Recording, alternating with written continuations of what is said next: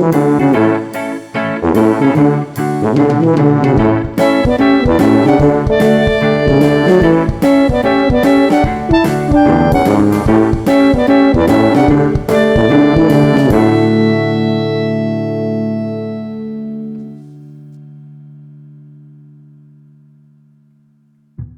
us, loving us. It's Elevating Educators. We have a very special guest.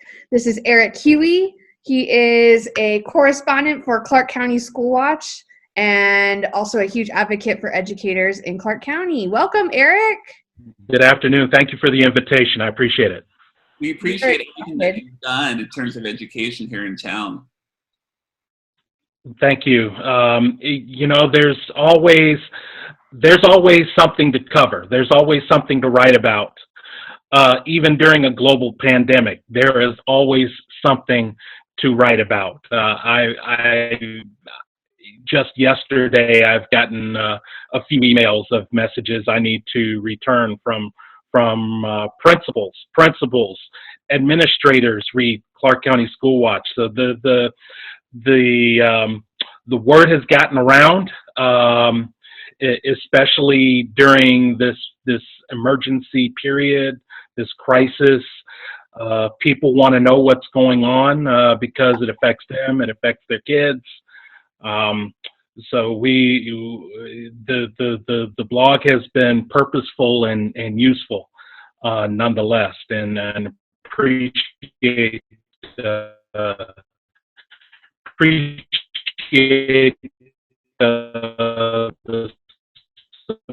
It's lagging a little bit. Is it like you, Ryan? Everyone for the readership and report. Okay, was it lagging on your end, Eric, or can you see us fine? Just a tiny bit. Just a tiny bit. So talk to us a little bit about how you went from journalism, like your background in journalism, and into education. Probably a few layoffs. My first venture into the classroom following my journalism career, which spanned off and on, if you consider, you know, each time I started and each time I stopped. I spent about 12 years in the news business. My degree is actually in journalism. I finished my degree in '97 in the Chicago area, where I'm from originally. I spent a few years covering business news, business journalism, both in Washington, D.C. and Central North Carolina, and actually for a little bit of time right here in Las Vegas. Locally, I spent a little time with the RJ and Channel 13, more or less behind the scenes on the digital desk, if you will. I went into the classroom first time around in 2004. So after 9/11 and living through that time period, massive layoffs, phones stopped ringing. Several jobs I had just cut back. That whole time period after 9/11, post 9/11 was really an eye opener. And all the while I thought about going into the classroom, and I'd say late 2004, that's when I actually pulled the trigger. I cut my teeth as a rookie teacher in North Carolina, Central North Carolina, to be exact, Greensboro, High Point, Winston-Salem area. Spent 2 years with Guilford County Schools, 2 years with Randolph County Schools, English 9 and 10, ELA 9 and 10, and creative writing. Was a full-time, long-term sub as well, and moved here in '09, and ended up going back into the newsroom for a couple of years as I was starting to get moved in and settled and situated. And then I want to say 2012, I worked for the library system on contract for a year, teaching adult ESL for the CALL program with the library system here. And then late 2014, ended up going back into the classroom for CCSD. So I worked for the district for about 4 years. doing the mobile teacher thing, covering medical leaves, FMLA, that type of thing. So not necessarily doing a whole lot of day-to-day stuff. I taught did Western High School for about a year, Cowan Behavioral, adult ed. So I was just popping around all over the district. And currently I work for Acceleration Academy, which is the newest partnership with Educational Services Division of CCSD to reach out and grab those disenfranchised kids who are credit deficient, bring them back in under our program to help them get back on track and get their high school diplomas. How is that going, by the way, working with them during the shutdown? Those particular it is, well, our program, and again, we're a partnership with the district, so as such, we're not a private school, we're not a charter, we are in a true partnership with the district. So our partnership is such where we're a year-round program. So last week being spring break, we would have worked anyway, and we were working. So our kids we do have two academies locations, one on Craig and Clayton in the north, and one on Lambda and Bonanza in the east. They do 12 and 12. They're supposed to do 12 hours on site in the academy per week, and then 12 hours off site to keep them engaged as much as possible. And more than half of our kids right now are engaged. Our enrollment is about 400, a little over 400 strong, about among both campuses. So our kids are doing okay. They're weathering with the storm. We reach out and contact them at least 2 to 4 times a week, just to make sure that they're okay. They're doing what they're supposed to do. We can remote monitor their progress around the clock. We're there to assist with questions, problems, concerns. So they know we're there, and they know that we're checking up on them. So what made you decide to start the blog? I did a similar blog back in 2007, 2008 in North Carolina. And then it was called Guilford School Watch because I lived and worked in Guilford County, North Carolina. So almost very similar. That blog was it was a spearhead of a school board campaign that I did in 2008. Unfortunately, a failed school board attempt. I came in 5th in a 5-way primary, but picked up about 7,000, 8,000 votes. So I was happy with that. That was my first and probably my last attempt at politics. But that being said, social media then in the late 2000s looked totally different than what social media looks like today. So a lot of things have advanced between then and now. But it was that blog it covered pretty much the same things, what was going on in our local school system, what was going on with our local school board, important things coming out of Raleigh, the state capital, national trends, that sort of thing. Our school system there was dramatically smaller. So obviously less drama than CCSD. But that being said, my Clark County School Watch is kind of developed on what I used to do for Guilford School Watch. And it was just kind of an idea that I had in the back of my head. And then after I hung it up from the classroom in about mid-2008, 2018, I figured, well, this is the time to actually sit down and do it. And it went from an idea to a hobby to an experiment to, gee, I need staff. Because the damn thing just exploded just quickly. And it almost, within those first couple of months, it was just constant, always there was always something to write about. There was always something to cover. Now, go ahead, Brian. Go on, Jess.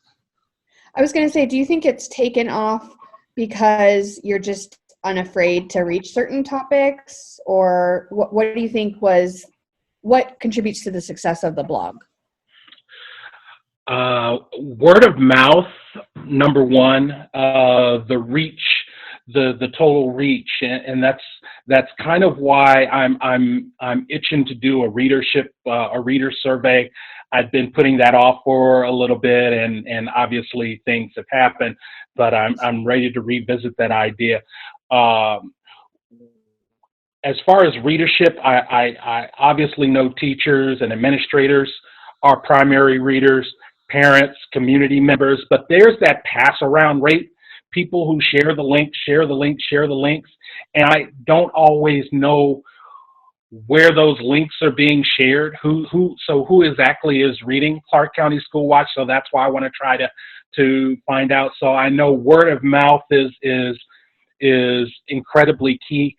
Every school I've gone into thus far, before Pandemic 101, I've always run into at least 2 or 3 people where I've introduced myself and say, "Oh, I read your stuff. And it's heartfelt. These are people who I've never met, who I've never conversed with, who I've never interacted with, but yet they say they've read the blog or read a story, and that's heartfelt. That really makes me feel good, knowing that the work that I'm doing is having a positive effect, somewhere. So people are reading it. I can tell you the latest stats right now. As of right now, we're at 174,000 unique visitors and about 296,000 unique page views. And this is all since the very first blog post back in September of 2018. So again, people are reading it, and it's a testament to the kind of stories that CCSW is covering. Now, do you know if the central office has actually read it, or just more like teachers, parents? I can tell you that the blog does have the eyes of school board members, trustees. I'm aware that some central office figures do read it regularly. I had some incredible information that Dr. Hara is a regular reader, and the blog has been a critic off and on of his leadership. I've tried to praise him when things have gone right. I've tried to give constructive criticism when things have not gone right. So it's a blog that is unafraid to tell those stories. And in the same breath, I get a lot of emails, I get a lot of messages from people who want to tell their stories, but are afraid. But they're afraid to go on. There's a pervasive culture of fear that operates and permeates within the district. And you even see those at trustee meetings, at board meetings. They want to talk, but they are patently afraid. So one thing I did very early on at Clark County School Watch was that I'm willing to tell those stories. I'm willing to keep you anonymous. I'm willing to protect your anonymity. I'll vet who you are as best I can, so that I know that you're legit, your story is legit. But I'll protect your anonymity. And as such, we've been able to break stories that have spawned a discussion, that began important conversations valley-wide. Now, what type of feedback are you getting? Is it mostly positive, or have there's been times that you've ran a story and people were like, "Why did you post it?" The majority of stories, Ryan, have been feedback has been very positive. there've only been a handful of times where feedback has been negative. When yesterday's piece on former Booker Elementary School principal Marcus Mason, most of the feedback there was positive. A little bit was negative, but negative in the sense that a couple of people said, that wasn't fair to him, that wasn't fair to his family. And let me say that I know Marcus Mason. I've had a chance to speak with him a handful of times over the past few months. God bless him. He's deep down, he's a good guy. I hope that he will get the help he needs, because I know that deep down he loves kids. Otherwise, he would not have engaged in the work that he would have done up until this point if he didn't love kids. So I'm hopeful that he will seek out the help that he needs. But for the most part, just kind of on a broader picture, feedback has been great. I'm always getting texts, emails. Hey, good job on this story. Good job on that piece. And always getting suggestions. Hey, why don't you check out this piece? Why don't you check out that story? Here, come do a school spotlight on this school, and so on and so forth. So I'm always getting texts, emails, messages, IMs. People can find me. They know where to find me. So it's heartfelt knowing that the work that Clark County School Watch is doing is affecting someone in a positive manner. And then because you and I are Twitter friends, we kind of see what's going on with trends on Twitter. Something that I've seen pop up recently is the discussion of splitting up the district, given the digital divide, inequities, things like that. What is your personal stance on splitting up the district? There are districts a lot larger than us who are making it, who are successful. LA Unified, Chicago Public Schools, New York City Public Schools, way larger than CCSD. A lot of it has to do with leadership. A lot of it has to do with how central office functions. So it's not necessarily a matter of size, it's a matter of leadership and resources. I'm just going to keep it real. I can't imagine North Las Vegas having control of just their schools, where the majority of schools in North Las Vegas are Title I. The majority of schools, especially in Upper North Las Vegas, where the home office of Clark County School Watch is, I go into all these schools. I crisscross Upper North Las Vegas, and first thing administrators tell me is, we're the stepchild of the district. We don't have the resources. We don't have this. We don't have that. Compared to, say, schools of similar size in Summerlin or schools of similar size in Henderson. So that's equity. That's an issue of equity. That's a conversation about equity. And it goes back to, zip code should not define the success of your children. Zip code should not define the success of your schools. I spent time doing yesterday's story on inequities when it comes to food. So if families don't have equity in food in North Las Vegas, I cannot imagine how schools can be able to operate with the number of resources that they have, and that's partly how Clark County School Watch came into play. We, the first few serious articles wanted to focus on some of those inequities in upper North Las Vegas area schools. And again, the thing just exploded. So it's not necessarily an issue of size, and I see where people are coming from. It's more of an issue of leadership, and it starts at the top. So there needs to be a culture of leadership change. And if it's not changed, then it needs to be more of a focus in terms of how resources can get down from the top to all of our schools. So, so you were talking about the run for politics and school board earlier. We know that you're hosting one of the first school board forums this week and next week. So, do you want to tell us about it? I wanted to. Let me back up a minute.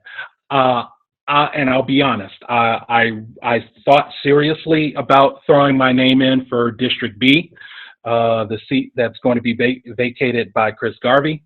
I live in District B, and after thinking about it, I said, it's not my time. It's not my time yet, and I felt as though I had more of an influence continuing to do Clark County School Watch than actually running. So that being said, my thought process was to either host or co-host either one of the forums or maybe multiple forums. Because I was developing relationships with many of the candidates who did file and who are running, and now that we're in this global pandemic where everything is virtual, I thought this was the appropriate time to, okay, we're going to give this a shot. I want to host some forums. I want to bring some folks in. We want to have a conversation.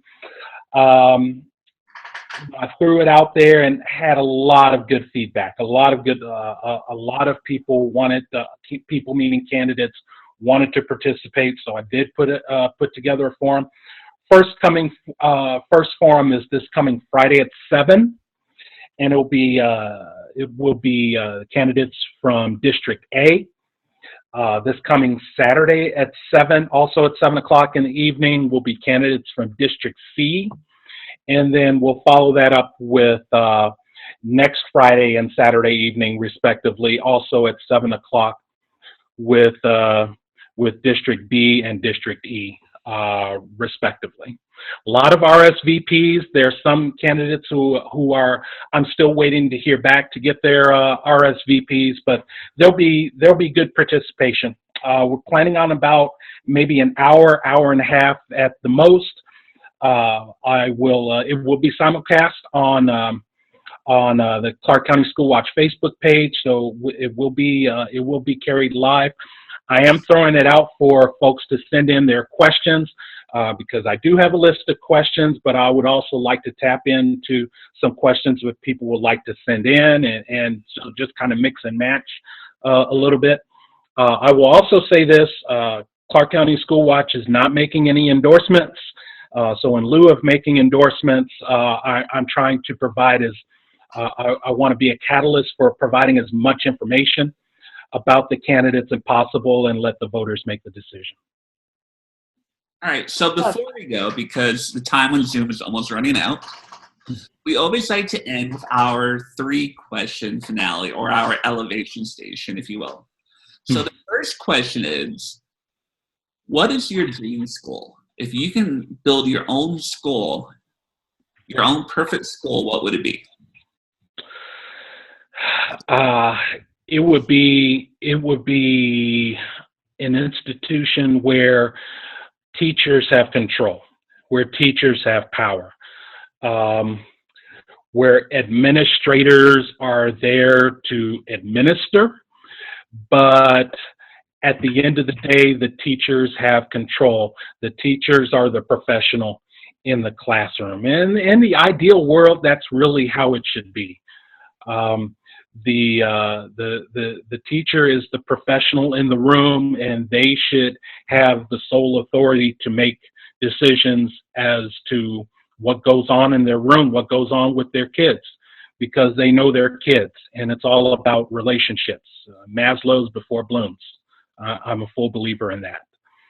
So my dream school would be where teachers have control, where specialists have as much pull and rank as teachers, where art and music and sports thrive, and where kids are put first among all else.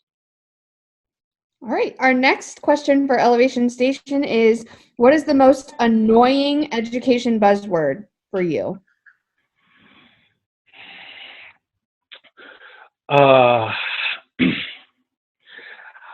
I think the term thinking outside of the box is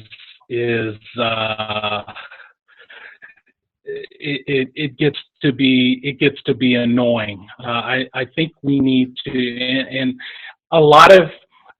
it's used so much. It's used quite frequently. How do we get beyond thinking outside of the box?